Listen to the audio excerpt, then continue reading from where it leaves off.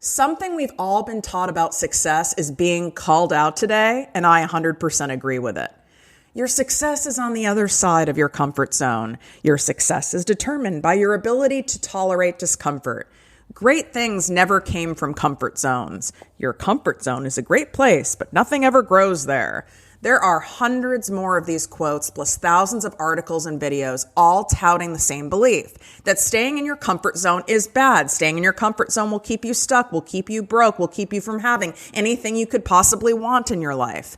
And I believe the same thing until I unpacked with my guest interview today a new way, a new strategy, a new technique, a new take on this comfort zone stuff. And now I'm kind of calling BS on this comfort zone thing. And there's no one that likes being comfy and luxuriating style more than me.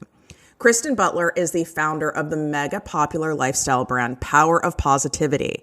You may follow one of her accounts. She's the OG of the positive quotes. So she started Power of Positivity way back in 2009, and she has over 50 million followers. She is now a Hay House author of the new book, The Comfort Zone, which is going to be released tomorrow everywhere books are sold. How exciting. And there's a story that goes along with being a Hay House author that's just even further manifestation proof that you guys need to be getting on that train. And her mission is to uplift the planet. And the reason why is she passionately started Power of Positivity after completely transforming her life from rock bottom, using the power of positive thinking and this whole new take on the comfort zone stuff. So her unique perspective is centered in the belief that you create success from your comfort zone versus outside of your comfort zone. And this is something she's done for herself and inspired of millions of other people to do the same. Excited for you to hear your thoughts on this new concept and to share it with anyone who feels stuck or trapped in any area of their life right now. If you're tired of hearing the same old basic mindset and motivational fluff talk, you've come to the right show. Welcome to ProjectME with Tiffany Carter, the podcast, where we dish on everything from managing that crazy brain of yours to manifesting abundance to my straightforward, actionable steps that will make you major money online. Now, I'm not your typical multimillionaire entrepreneur. It takes a small village to keep my anxiety and depression in check. I'm inherently disorganized with an intense obsession with office supplies. Your girl here is a digital marketing content expert who's generated over $200 million in sales. I promise by tuning in twice a week, you will get a much needed refreshing dose of truth, clarity, and cash making advice. Now let's get to it.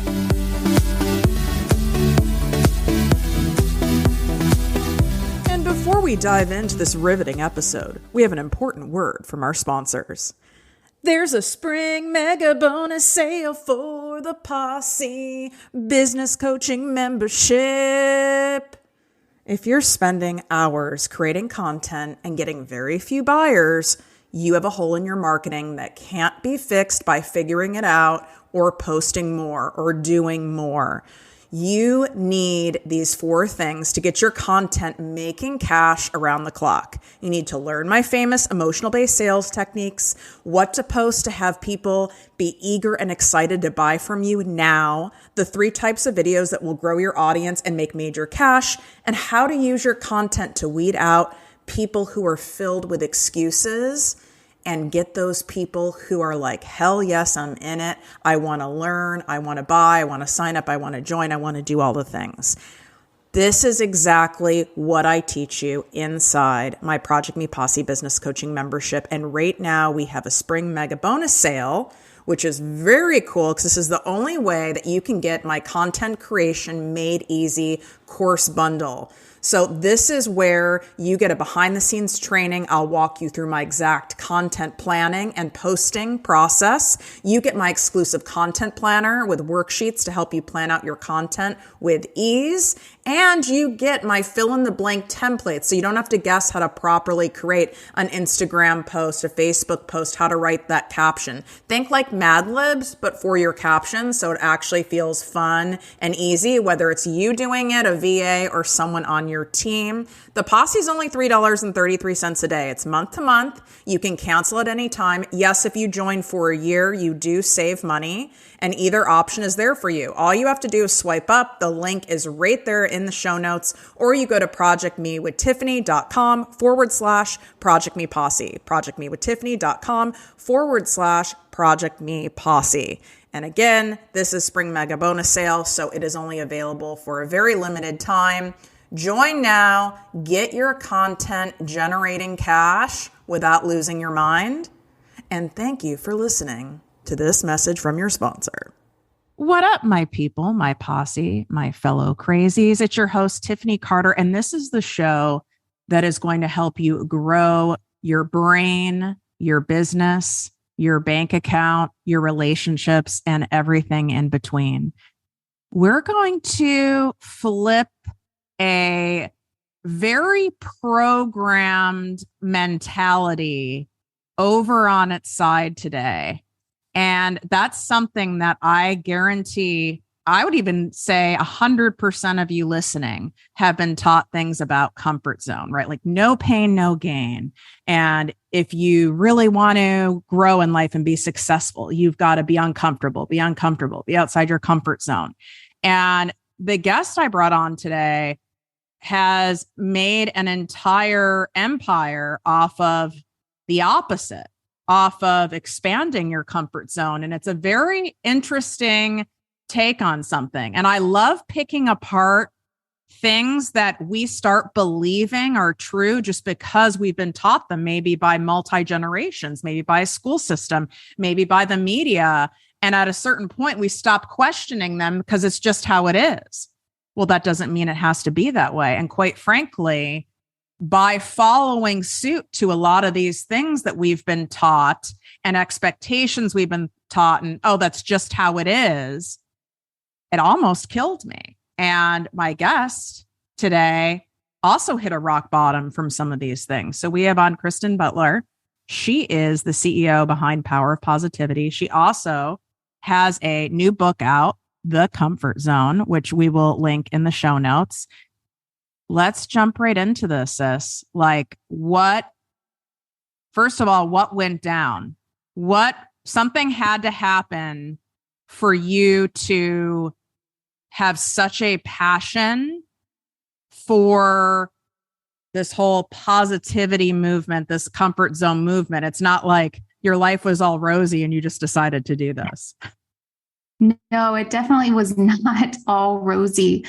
I probably spent most of my life living by what society says that we should do. I was being a people pleaser and a good girl and obeying. So what happened was a decade and a half ago, from living outside of my comfort zone and doing it the way society tells us, I got depressed. I was bedridden for 2 weeks straight. I couldn't even get out of bed. I was having panic attacks. I was obese. I lost my business. I had an eBay power seller business at the time, lost it. I was told by doctors, hey, you're never going to have children. Your health is way beyond repair. Like they said, you'll never have children. And so I was in such a dark place at that time that I just didn't even want to get out of bed. And at that point, I said to myself, you have two choices. You can give up entirely, or you could try something new. And up until that point, I was living outside of my comfort zone. I was hustling. I was trying to be a good girl. And at that point, I just said, I'm going to start prioritizing my own needs and what feels good for me. And I'm not going to listen to the outside noise anymore. And that's from that place, things just really started to change for me. How were you operating before you got that sick? Yeah. Take us through like an average day or week. What did that look as a business owner? Tell us like the things. I want to hear the whole list. Yeah. Yeah. So as a business owner, I was just obsessed with doing better and obsessed with my business. And I thought that was a good thing. I thought that my over efforting and my stress and my discomfort was a good thing, because at the time that's what they said. And so I would wake up, work, I wouldn't really take very many breaks. I wasn't eating like healthy foods. I was just like into running my business and following success tips and doing what I was supposed to do. And sometimes I wouldn't even sleep. I would be like, I got this, I can keep going. And I'd sleep only a few hours. My business was really innovative. It was successful. And for me at the time, I mean, I was in my 20s, early 20s. I was like, yeah, I'm making it. But I wasn't caring for myself. I wasn't living a life of balance. I didn't have a social life. At the time, though, I just thought that I was doing it right. Everyone says stay busy and work hard. How many hours a week do you think you were working on that eBay business? Oh, I don't even know. Was it eBay or was it Etsy? I'm sorry. It was Etsy. Sorry. It was eBay. It was eBay at the time. So this was back when eBay was kind of like Amazon. Like when it was popping? Okay. Yeah, like when eBay was like the place, if anybody bought online, that's what they bought. They didn't really trust anywhere else. So even when I wasn't working, I was learning. So I just kind of got in this kind of mode when I was a teenager. My papa was like that. Like my grandfather, he was just like a workaholic and he was the most successful person I knew. So I thought I was born into poverty and I just thought, well, this is the way, like action is the way and making things happen is the way. And it wasn't, because it almost killed me too. So that's interesting. You said you were born into poverty, yet your grandfather was successful based on working hard. So did your grandfather have money?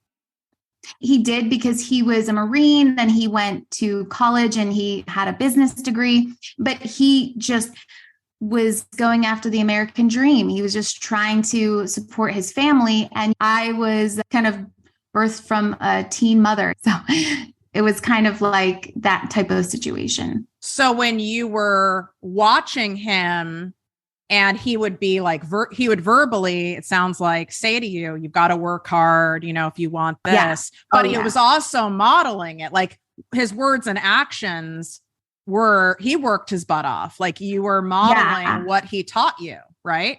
Yeah, exactly. I mean, I didn't have any other example. So I thought, when he was a Marine, so his mentality was just that really hardcore mentality. And I'm more of like a sensitive introvert. And so to me, it was like, okay, that's the way to do it. But I was going completely against my own inner path. And I think that's the core of it, is that when we find out who we are and we prioritize that and come from that place, then we're going to see things work out for us, because we're kind of going against our own going with our own alignment instead of against it, because no one knows us better than ourselves. Isn't it interesting how, as human beings, and I'm sure you did a lot of research on this for your book, where we're taught this way by maybe the one successful person that we know in our family or in our lives, or a teacher or something. And so that's the only way to success now. There's only one way. It's just one path. And whether you like it or not, this is the path. Isn't it fascinating how we do that, when the truth is there's a multitude of paths? Yeah. And I feel like we have the evidence of that now with social media. But back then, I mean, I had like a library, some family members. I didn't really know. I lived in a small town, so I didn't really have examples. I think maybe if you have more examples, or you open your mind to new ways of thinking, and that's so possible today versus 20 years ago. So when you, as you call it, your rock bottom, when you hit that point where you're saying like you were really sick, I've shared on my show and in many speaking engagements, I hit a medical rock bottom as well. Like my system stopped producing cortisol, the stress hormone, because I was overproducing it for so long, it shut down. And I literally had to shower sitting down. So I know what that feels like, because your quality of life is gone. Totally affected me hormonally as well. I don't have kids. And quite frankly, even if it was in my path to have them, based on all the medical response I've gotten, I don't think that would even be possible. I'll put it I was like that. Probably in the same thing. I mean, they didn't tell me that, but I'm sure, because I literally couldn't get out of bed. I didn't even care about brushing my teeth, brushing my hair.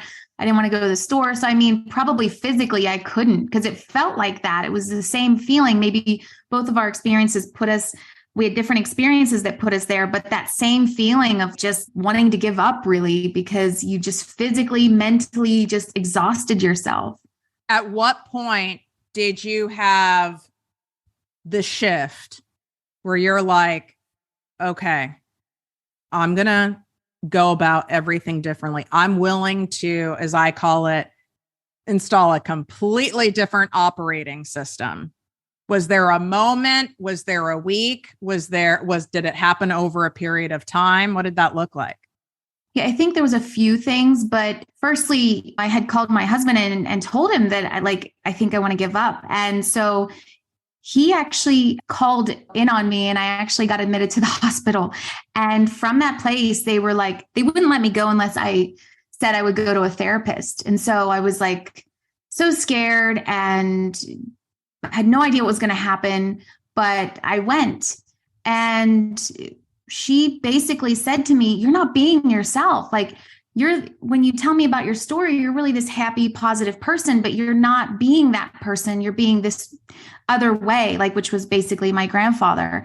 And so you need to really prioritize who you are and be yourself more. And when you're yourself more, you're going to feel better. And we tried a few different things. Like medicine for me didn't make me feel better at that time.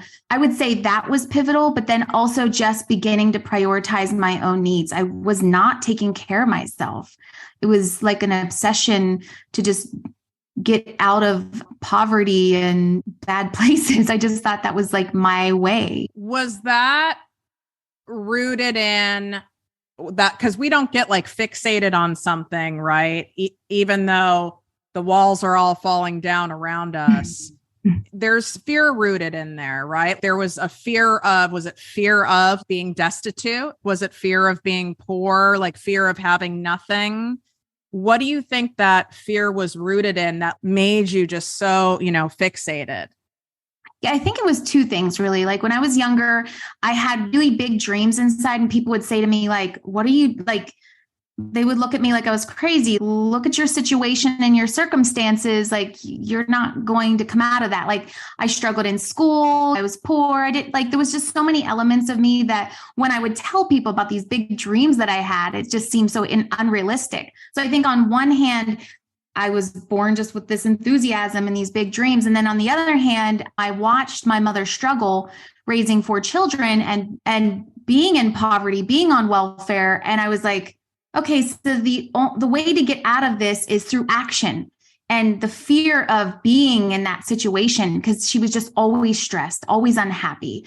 And I mean, of course she was, because that's a very hard place to be in. And I was in that place with her. And I guess I just wanted to fix it. And so I wanted to fix it for myself at least, and then maybe fix it for other people. Yeah. I mean, I really get it. It's interesting how we have, and my longtime listeners are nodding their head right now, oh God, you guys have very similar stories. The circumstances and details are a little different, but I became that fixated. Did you ever say to yourself, when I get to this benchmark achievement, or when I'm making this much, or my company's this much, and then I'll relax more, then I'll take more vacations. Did you have any of those kind of negotiation conversations with yourself? Yeah, I feel like that's probably what it is. You tie your worth to your achievement. And it seems like a great place because you can achieve a lot from that space, but it's not authentic and it's not in alignment because your worth doesn't come from what you do.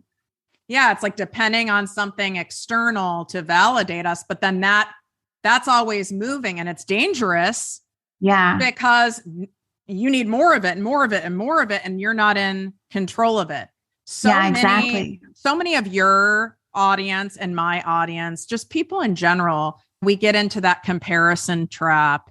And I like to remind people, thank God there was not Instagram when I was building my first company and operating like Tiffany 1.0, because I would have been that annoying person, and not out of me being trying to lie to people. I didn't know who I was. I would have been the person outside the private jet.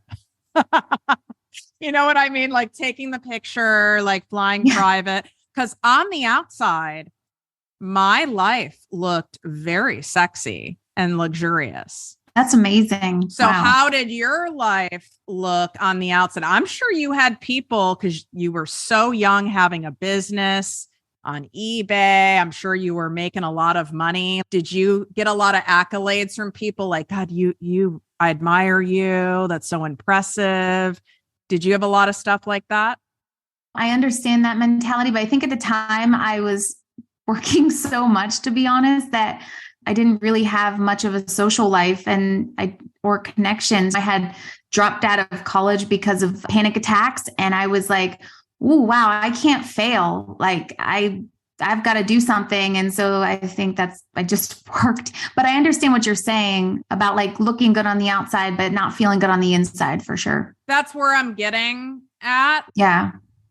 It does, from the outside, there are people who were probably envious of you at that time, is my guess, where it's like, you have a business, you're very tenacious, you're motivated, you're disciplined. It looks really good, but you're saying no one said anything to you. That's really interesting. I'm sure that, if I had had more relationships at that time, you're like, if I actually left the house. Sorry, friends, I have to survive. If I actually left the house, and that amount of deprivation that so many people fall into, it's like that depriving of oneself. You were depriving yourself. So did I. So do many people, right? Of quality relationships, having fun, rest, eating properly. Like all of that deprivation. But don't you think that's also something that has been modeled and taught to us from many generations? Like deprivation is part of success. If you don't, right? Like sacrifice is part of success. Absolutely. It was really epic for me to realize that self-care isn't selfish. And when I started to see, and that everyone says that, but it's so true that we really do have to take care of ourselves if we want to give to anything or anyone. It's just like totally a part of that. But when I was younger, I just thought, it's selfish. Like, why would I take care of myself? I need to take care of my business and other people. And that's what's most important. When that therapist said to you, and I believe you said it was a therapist or a psychiatrist, said to you, you need to focus on like who you are and all of that. My guess is you didn't fully know who you were. I think I rejected who I was because I was told like, you're too loud, you're too bossy, you're too sassy, just all of those kind of labels that I just took for truth. And I think when we're kids, we take those outside voices, and then we kind of reflect and say, whoa, am I these things? And so I rejected myself. And when she told me that, it was like an epiphany. I was like, wow, so it was okay being myself. Like I was good enough. Like I'm a good person to be around. Like being myself is okay. And these seem like very simple things, but when you reject yourself, that's like a relationship you have to rebuild. Can you give us an example of how you started to operate differently and in integrity of who you really were versus who you thought you had to be? I think listening to my intuition, I started going back to that and trusting the dreams that I had, trusting the goals that I had for myself, and that I could achieve them, that I was good enough, but that I could do it in a way that was in alignment with myself and in integrity. Sometimes I didn't have all the answers, but then I would listen if it felt good or not. And I just kind of followed what felt good and trusting that that was the path, even if it seemed unrealistic. Because before I was ignoring that and thinking that I was wrong. Who told you that you were too loud and too bossy and too much? I just think everyone. I mean, I was a loud kid, but I see now that I was a leader. Like I wanted to leave my mark in the world. And of course I had to find that balance. And I've even done like RTT, Marissa Peer's RTT, where I like went back into my subconscious with some memories in there that were like, because even when I would do podcasts or public speaking, my voice would go quiet. And when I'm like, why is this happening? But I had memories of being held back there. You're too loud, be quiet. Like you're too much, and healing some of that stuff from way back when you don't even remember, right? But it carries with you. There's so many people who feel like they have to be something other than who they are, like more of something, less of something, have more of this, have less than this in order to be successful, or in order to find their love relationship, or in order to make the money that they want to make. I'd love to hear your thoughts on that, because I don't know anyone of any level. And I work with a lot of multimillionaires. I know a couple of billionaires, and every single person has those thoughts. If I was just more this, or maybe I need to do this differently or do this more in order to get blank. Yeah, that's an interesting thought. I feel like we just have to know that we're enough with wherever we are. And we do want to set goals because we're here to experience life. We're here to like expand ourselves. And I don't think we need to feel guilty for wanting more, but what is the motive? And for me, my motives are like freedom now and joy and rest. So I think you have to dissect, like, where are these goals coming from and what am I going to get from them? Because you do have that innate desire to do more and be more. Just feel like we're born with that, but we just need to dissect where it's coming from and what it's going to give us. When you started to build, is this your second business that you're operating now?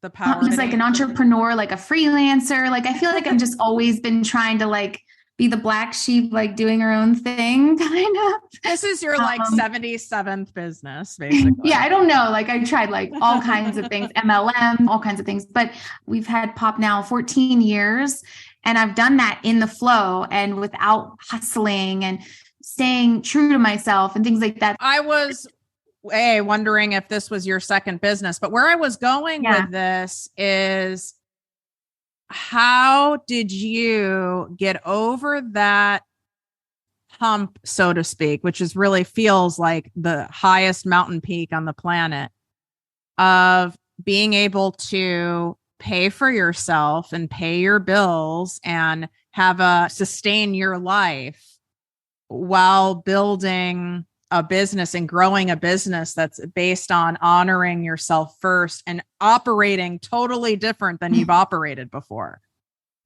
Yeah, I think if we create balance, then we can achieve anything. So when I started Pop, I didn't monetize it for like 4 years, but at the time I was just a freelancer. So I loved social media. I was doing social media for other businesses. And when I started Pop, Facebook had just created pages, and I was like, I'm not going to make this about work. I want to make it about something that feels good for me. And I wanted to build a community of more positive thinkers so that it could keep me motivated every day, but then also help other people, like sharing quotes and affirmations and things like that. So it started out just kind of like with the desire to build a community. And then as the years went on, I'm like, I would really love to do this full time instead of working for other people. And then we found ways to monetize. I feel like it's one step at a time, because if we try to create this huge goal and make this big leap, people can make quantum leaps, but you have to be ready for that and the right like mindset and alignment, right? For me, it's like baby steps, and I expand a little slower, but it's sustainable for me. I'm the same way. I always say I'm a grower, not a shower. Yeah.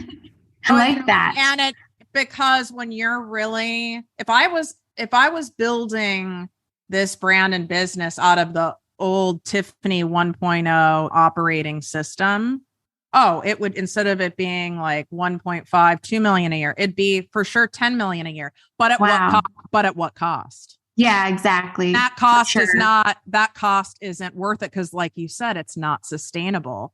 And being at the beach and taking that downtime, like you have, like, you've got to enjoy the journey. Exactly. Yeah. And that's more important to you for it to be sustainable. How did you determine what were some good ways to monetize this? Because it was really kind of like your passion project and something that you delighted in, because that's why you did it for free, right? For 4 years. Yeah. How did you determine how you could monetize this passion of yours. I always look for like synchronicities, or I don't always listen to outside noise, but when I feel like it's a synchronicity, I follow it. And someone said like, hey, we started our website. We had it as a blog. And someone said, hey, you can monetize that. Didn't you know that? And I was like, oh, you can? And so I kind of went that route by monetizing our website. But I always wanted to write a book. So I was in third grade and my teacher said to me, I went up to her and I said, I'm going to write a book one day. We had just created some mock books. I don't know if you ever did that when you were a kid. It was on like Abraham Lincoln or something. And I loved really doing exciting. it. Yeah. And I'm like, I'm going to write a real book one day. And she looked at me and said, Kristen, you can barely read a novel in my class and you struggle writing. Like, you're never going to write a book.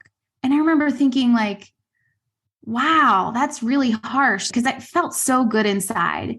And so like from that place, I think it really motivated me, and it's taken time. I mean, I just came out with my book 2 years ago, the Positivity Journal, but I feel like if you can follow your heart and the things that you desired, even as a young child, and act on those dreams, it'll work out for you. So creating Pop allowed me to be that writer that I dreamed of when I was a child. And I feel like success doesn't have to be like this difficult path if we're just like listening and taking those little steps each time. And so how you funded yourself and paid your bills was by doing like freelance work and social media for other people until you transitioned into Pop full time. So, and even that took time too. You mean years to do that too. Like, so it was just baby steps, really. How did you monetize that initially? Was it through your journal? No, the journal was just last year. So let's think 4 years, we started the blog. After 4 years, I'm horrible with math, but after 4 years of the business, we put ads on the website and started writing content, because I was a writer. I loved writing, and we built our team slowly. We had someone that helped us schedule social media content. She was in the Philippines. We kind of just took our resources and made steps that felt like it wouldn't be too hard to handle. Because I think sometimes before I was like making choices that were way over the top that I could handle, and then I had to work harder to sustain that. So it was just like a slow process. And I only did the book like in 2021. So that was 11 years, whatever the math is, from 2009 to 2021. Are you good at math? No, I'm terrible. So whatever the math is on that. Listen, so it took there's time. very little I'm good at. I'm good at talking and making money. Yeah, math is not my area, it's just, we kind of just added things as we went, and I just took action on things that felt good. What do you pick up from your millions and millions of people in your audience that you've had conversations with and read their comments and their messages throughout the years? What have you gathered are some of the main reasons why people resist pursuing what's on their heart and what they want to do, even just experimenting and trying it? What do you think it is? I think that people don't feel good enough. Like it might feel too big or too scary, and building up that self-love and self-belief is hard when you're in a world that's like constantly like putting you down and telling you you're not enough, you're not pretty enough, you're not rich enough, you're not smart enough. And a lot of us internalize that. And I feel like a lot of people in our community feel stuck because they just don't feel good enough. Like they're just scared to take action, because what if they fail?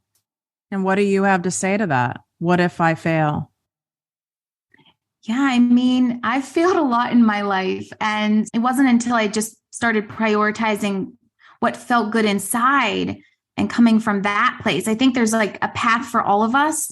And if we follow that and we have to trust it, we'll find it. But we really have to trust in ourselves. And it seems scary, but it totally works. Coming from rock bottom, it almost feels magical. But I know that it took ups and downs and struggle, but it was nothing like what I was living. So this concept that you have about the comfort zone, I want to dig into that because on one hand, on what many thought leaders of all different kinds, spiritual leaders, I mean, there's people who can pull scripture from the Bible, even like that. In order to grow and expand, you're going to be uncomfortable because it is uncomfortable to do something different. It is vulnerability is uncomfortability. It's vulnerable when I didn't press it. My producer pressed it, but press publish on my first podcast episode. I was like, oh my God. And one person listened, but I was like, oh my God, what if people hate it? Right. Yeah. So help us understand they can obviously read the book, but help us understand what your different take is on this comfort zone thing. Yeah, I feel like when we step out of our comfort zone, we're in a place of force and we're pushing ourselves, and there's no real accurate gauge of what success looks like. So what I offer is that when you prioritize your comfort zone, you find out what makes you feel safe. I think a lot of us are not even asking ourselves what makes us feel safe or prioritizing feelings of safety. It's just like something innate in us to like want to feel safe. And so in the comfort zone, you feel safe. And from that place, you're able to express yourself and then be able to access feelings of joy and gratitude. So it's kind of like a journey that you take, but you can only take it within, and it's unique to everyone. But from that place, you expand your comfort zone. So you get comfortable with more things, where you some people like to say law of attraction, you're attracting it to you. So you're attracting it to your comfort zone. And writing this book, some could say, well, you stepped out of your comfort zone. No, I tried something new.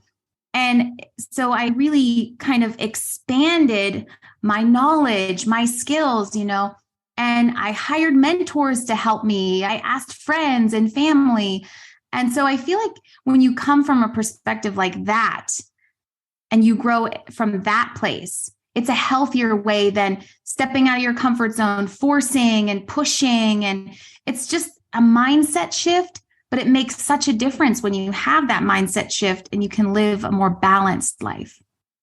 Tell me if I have this right. And of course, correct me if I'm wrong. And we love using the book as an example because we have a drinking game, whether it's alcohol or coffee. Whenever I mention the book that is 70% done that I started in 2020, that's not finished because I take people through in real time my resistance and my uncomfortability and all unpacking all of that.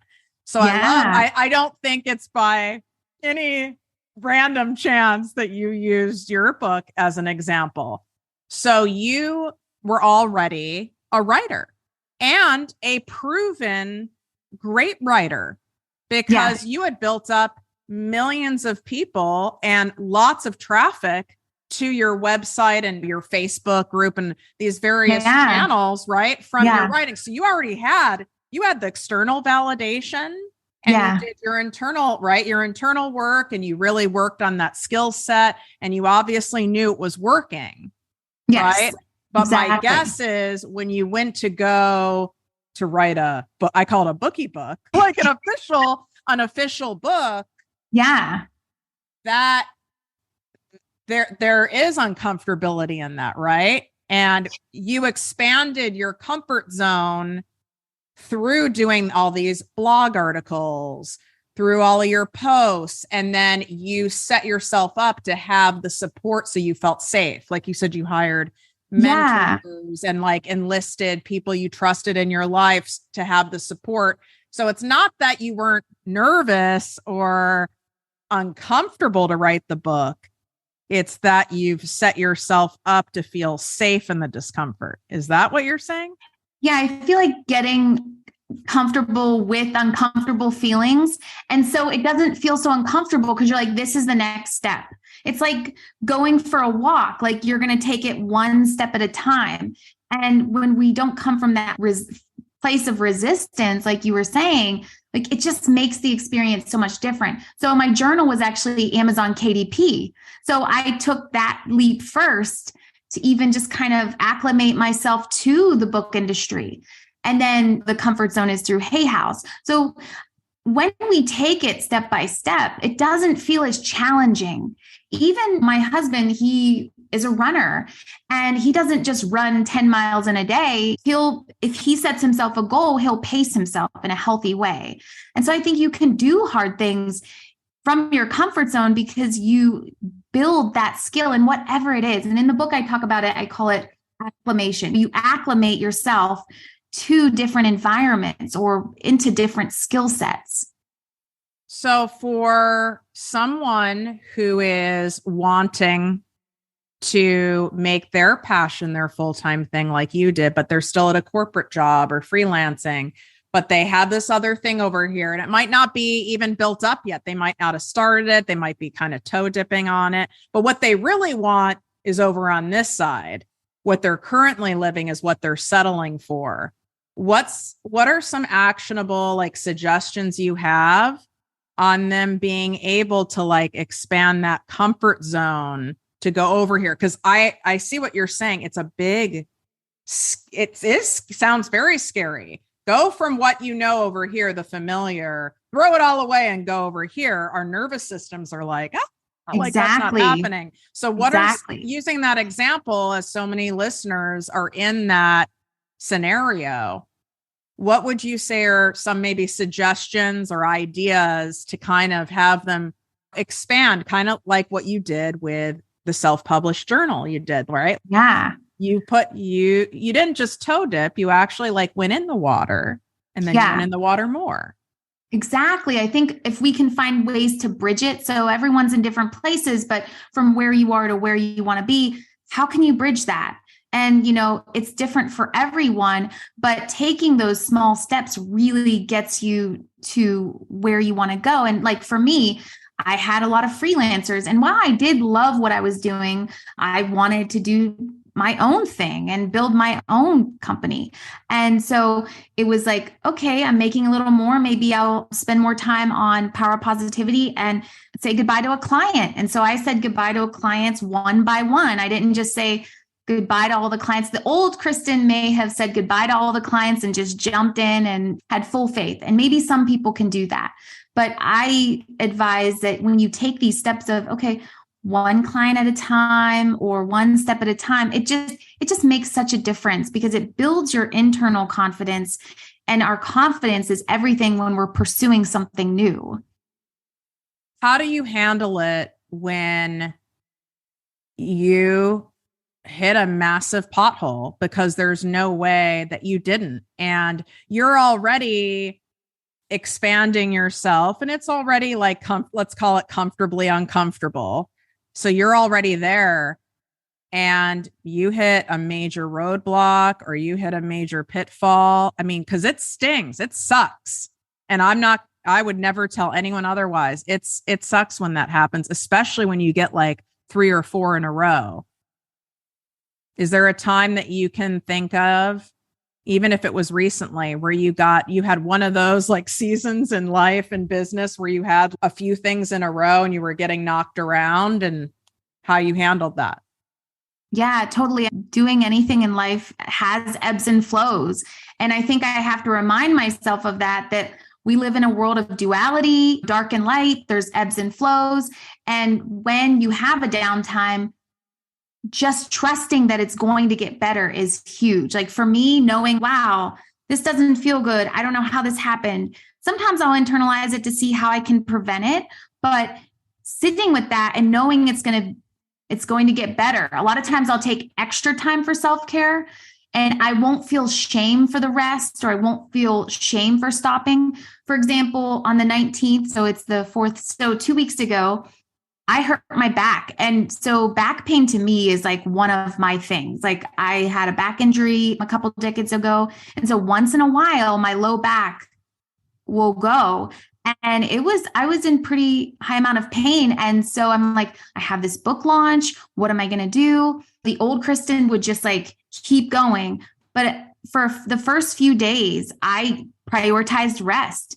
I had to ignore emails coming through that said, hey, you got this done, you got that done, what about this? And I had to go into a healing mode. So it's going to happen. And when it does, you have to say, maybe I pushed it too much and it's my time to take time for me.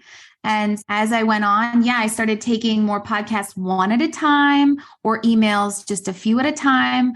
And I feel like every time you kind of do a reset for yourself, you get out of it much quicker. If you ignore it and you're just like, it's fine, I'm just going to keep going, more things are probably going to happen. At least for me, they do. Totally. I agree with you, because it's like the universe, God, whatever you believe in, is kind of telling you to slow down. You're not listening. Rest, right? Like now I'm going to knock you down.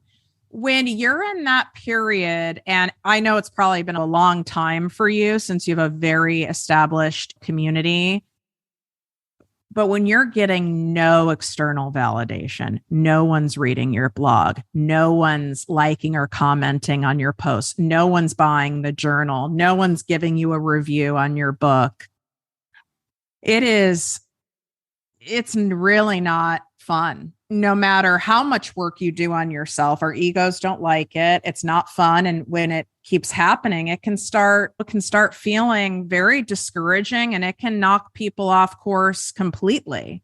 And I would love to hear your thoughts on that. And was that experience yours in the beginning? Because you started from somewhere. You have tens and tens of millions of people now, but my guess is you started with one. Yeah, I'm thinking about, I definitely just started with one for sure. And I'm thinking about sometimes when certain pieces of content didn't work out and you were like, oh, wow, I really thought that would have been good. And so when those kind of times happen, I just really kind of go within and make sure it's truly in alignment with myself, because maybe we think something's what we should be doing or is the right path, but maybe it's not. At least for me, it's usually when I'm out of alignment with myself and where I should be going that things aren't quite working out. Because I feel like all of us deserve an abundant life if we accept that belief for ourselves. And then from that place, like, what can we create? Like, we all deserve to have fun and create a great income and do what we love.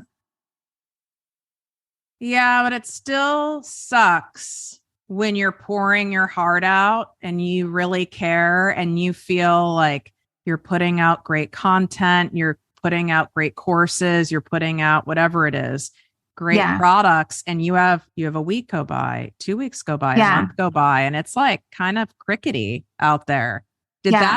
Did you never have that experience, or No, absolutely. And I feel like that's when I have to really look at, what am I putting out? Like, what does my audience need? Because maybe what I think they need is not what they actually need. So sometimes I'll ask, like, hey, what do you need? Even like with my book, I'm like, what title do you like? What cover do you like? Like, I just employ like help, and I'm not afraid to ask for it. Maybe before I would be afraid to ask for help, but people are very willing to kind of like talk you through it or give you ideas. And if it feels right, and that's the way that you can help them, I feel like it could work.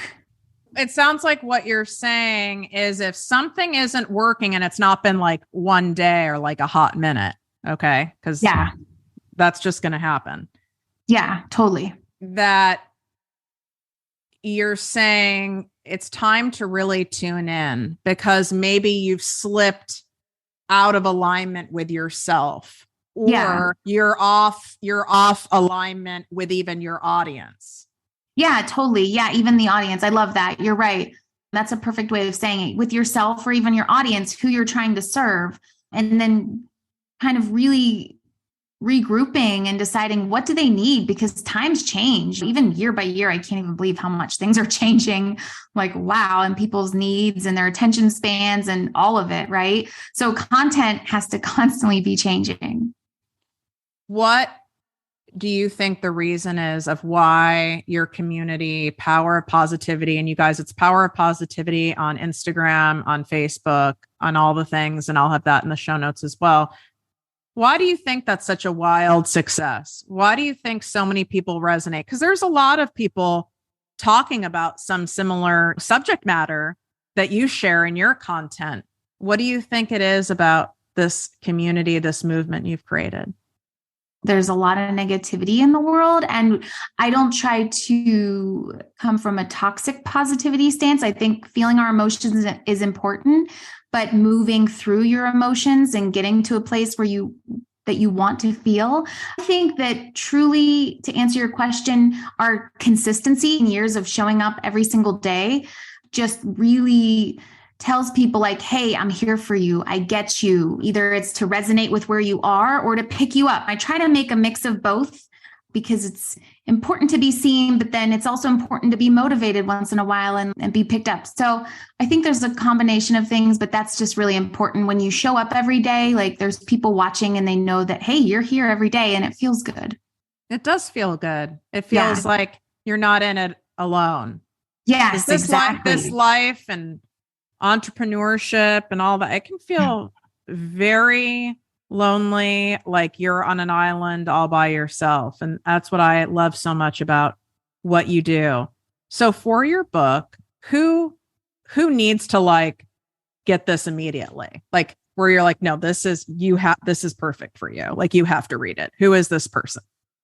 I feel like the person who thinks they're just trying to make it day by day and they're feeling stuck or unmotivated or like forgot their dreams or they don't believe in their dreams anymore, or the person who is constantly spinning their tires. They're always in action and they're in survival mode, really is what I call it. And they're putting in a lot of effort, but they're not seeing the results that they want to see. And it's really, I've been in both places. And that's kind of why I really prioritize comfort and kind of being in a balanced place where you can have a bit of both, but have your rest days and your action days and just prioritizing your needs. And I know you guys, this sounds like it's BS. And it would have sounded like that to the old me and probably to the old Kristen, like, yeah, okay. Yeah, like, totally. Whatever. Like they probably have a trust fund or like, I get how it sounds like that because it's so opposite from how so many of us were taught. But this is also why I was excited to have you on, because you're additional evidence and proof that no, like this other way is possible. Like you get to prioritize yourself, your need, your mental and physical well-being and your joy, and still have the success and the dreams and the money and all these other things. Yeah, absolutely. You guys, it's here for you. And you want to have evidence. I always say, create an evidence bank. You have an evidence bank of all the reasons why it's not possible. You at least owe yourself fair balance of why it is possible.